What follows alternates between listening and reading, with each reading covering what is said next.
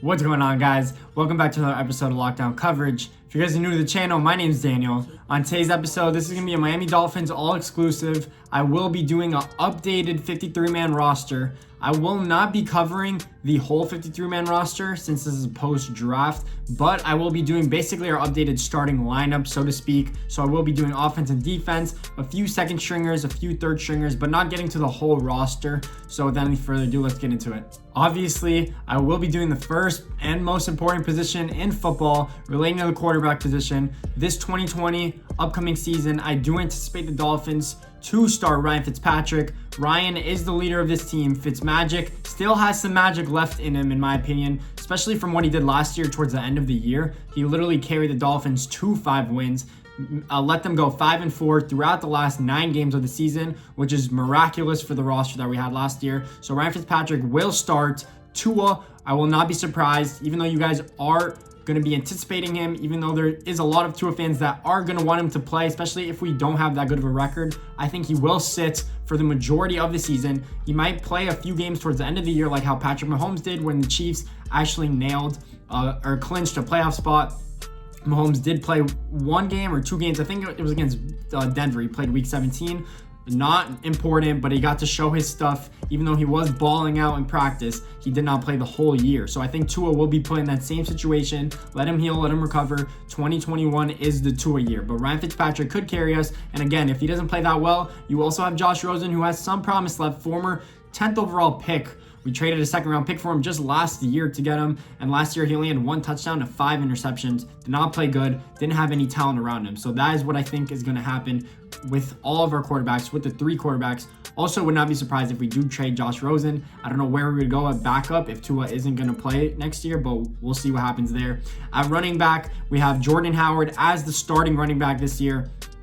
I think he will contribute most of the carries. Matt Breida will also be there. He'll probably be more of a 3rd down back. Even though Matt Breida isn't a specialist 3rd down back at receiving and stuff, he's still better than Jordan Howard. I'm not saying Howard is bad. Howard will be used in 3rd down and short range, maybe even in the passing game, but Matt Breida will probably be there on 3rd down. Maybe even when you have a speed package on the field, Matt Breida will be there as well. He has blazing speed. And then I also think that Kalen Ballage will actually be our 3rd running back this year. I don't know if we keep any more potentially on the practice squad. I wouldn't be surprised if we do, but I still think that there's a few Kalen Ballage supporters left in that Dolphins franchise. He did do really good his rookie year. Last year, he only averaged 2 yards a carry, which is probably the worst I've ever seen for a running back. I know he missed some holes. I know he fumbled and couldn't catch the ball, but we'll see. He still has faith. He's still young, and he still has potential.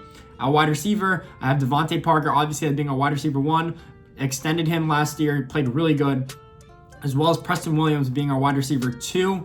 Even though he is coming off an injury, I hope he could recover in time and play for week 1. I think he will, especially if there is a little bit of training camp or even a little bit of preseason, so you could show that he is actually ready for the season. If not, I anticipate him to come into a zone maybe midway through the year, but I still think he has high potential. Crazy that we even got him as an undrafted player. As well as Albert Wilson, I still think he's going to stay. We don't need the money that he's currently holding. I think he has a $9 million cap hit this year, which is really high, but he can stay on the roster for now. He's still a good player. He's 1 year removed now from the injury that he suffered in 2018.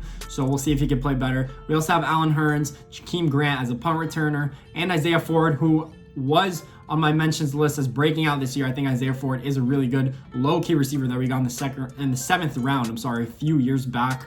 I think he could be really good. Our receivers are pretty much set. Those were our strongest point on the roster in terms of last year. And then tight end, we got Mike Gesicki, who will be our flex tight end. He will be getting a lot of receptions. I don't know how much blocking he will do. I think the Dolphins are comfortable with their tight end since they didn't draft any. We also have Durham Smythe, who we drafted 2 years ago. Good blocker, not a pass catcher. Clearly not a pass catcher. And then we also have Michael Roberts, who I think is a little bit of both. We signed him from Detroit off waivers last year. I think he will contribute a little bit this year. Our offensive line is where we put in the most work. I'm going to go from left to right tackle. At left tackle, we have Austin Jackson. I think he will start right away. Even if he does struggle, the Dolphins do anticipate to start him and keep him in there, I would say. He's 20 years old. Let him develop. Tua isn't going to play this year, so let him develop without having to worry about Tua being back there, because that is not Tua's blind side, so the right side would be more important in terms of the offensive line. At left guard, I do have Michael Dieter being in there or Solomon Kinley. the guy that we drafted from Georgia. I think it will be an open battle in training camp, if hopefully that there is training camp. I think Dieter might lose because we did draft Solomon Kinley and we actually traded up for him to get him at guard. I think he's a really good run blocker, pass blocker as well. He played really good at Georgia all around. I guess we did do that on purpose to get Michael Dieter to play better. So I guess open competition is always better for everyone. Ted Karras, I think, will play at center, the guy that we got from the New England on a 1-year, $4 million deal. If he does play good, I think we could extend him. He's still young. He's versatile as well. He can play guard if you need him to, so that's a good position for him to be at. And then we also have Eric Flowers, who is the starting right guard. If he loses that spot, I will be pissed. We signed him to $10 million a year annually, 3-year, $30 million deal this offseason in free agency. Eric Flowers did play really good at guard in Washington. I anticipate him to do so with us as well. And then at right tackle, presumably, I have Jesse Davis or Robert Hunt. Jesse Davis did start for us at guard and at right tackle last year. Held up his own. Honestly, wouldn't mind him playing either. And then even if he doesn't start, we still have depth. But I anticipate our second round pick, Robert Hunt from Louisiana Lafayette, to start at either guard or right tackle. Again, it'll be a disappointment if he doesn't start. Second round pick, 39th overall, on a tackle or a guard. I think he might start out at guard and then transition to tackle. We'll see. Whatever the Dolphins actually need him to do, I think he'll play well at. He's a big, strong, versatile player. Had a few durability concerns in college, but we'll see. That concerns our offense. On our D-line, we have Shaq Lawson, who should play that defensive end spot. We have Devon Godshaw, Christian Wilkins, and Raekwon Davis, I think, will also play. That will be a rotation. Those four will be their defensive ends, defensive tackles. I wouldn't be surprised if the defensive ends even move into defensive tackles. That is how versatile our defensive scheme is with Brian Flores. We also have Emmanuel Ogbah. I don't want to forget about him. I think he will be really good as well. Had 5 sacks in only 10 games last year. Did have a little bit of injury concerns, but he's a good contributor on the defensive line. We also have Kyle Van Noy. We have a lot of depth at this defensive line. We don't have any stars, but we have good depth, which is what I really like.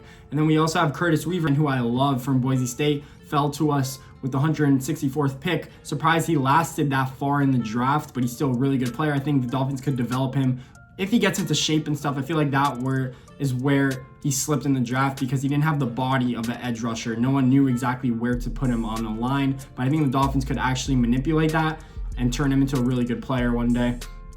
At linebacker, we have Jerome Baker and Raekwon McMillan. Those will be the 2 starting linebackers. I will be surprised if they're not. We also have Eldon Roberts from New England, who played fullback as well, so he could do one or the other. He's versatile. He's a good backup linebacker as well. And we have Vince Beagle, who played really good on the trade we got for Kiko Alonso last year from the Saints. He's a contributor. He's a hustler. He goes on every play. I would not be surprised if he gets a lot of reps as well. He literally represents Miami Dolphins culture. That's who I have at linebacker. And then at corner, we have probably the best secondary. My favorite part of this whole team is our corner and secondary spots. We have Byron Jones and Xavier Howard obviously starting at 1-2.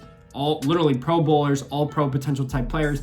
I hope Xavier can stay healthy and out of trouble this year. I don't want him getting into any altercations with anyone outside of football. But we also have Noah Igbenogany from Auburn, who should fill in right away at that slot corner spot. And then we also have Nick Needham for more depth. Nick Needham can play slot or he can play boundary corner. He showed that last year. He was versatile, undrafted player. I love what the Dolphins have at corners. Those are 4 solid cornerbacks that you could play on the field and be comfortable with guarding man-to-man matchups. And then at safeties, we have Eric Rowe from New England that we got last year, who we just recently re-signed. Even though he didn't play well at corner last year, he played really well at safety. Love him at safety, especially guarding tight ends in man coverage. He's big and physical. He's a good matchup against tight ends, against good versatile tight ends especially. And then we also have Bobby McCain. I don't know what we're going to do with him, if we're going to slot him back to the corner spot or if he's going to stay there at free safety. He did have a little shoulder problems. He couldn't stay fully healthy last year, so we'll see what we do with Bobby McCain. But we also have Brandon Jones from Texas that we got in the 3rd round of this year's draft. Excellent player. I actually love him. He's also versatile, big hitter, can literally do everything. He's more of an in-the-box safety, but again, represents Brian Flores' scheme, represents all the versatility that he could offer for this defense. I love what the Dolphins can actually do with the secondary players that we actually have. So that is going to round out who I think will start for Miami this year. I think we will be most improved, especially with there being 7 teams, so AFC and NFC actually being in the playoffs. I think we could be in that playoff hunt. So we'll see what actually happens. But if you guys like this video, please make sure to leave a thumbs up and subscribe. I'd really appreciate it. More Dolphin stuff to come. Thanks for listening.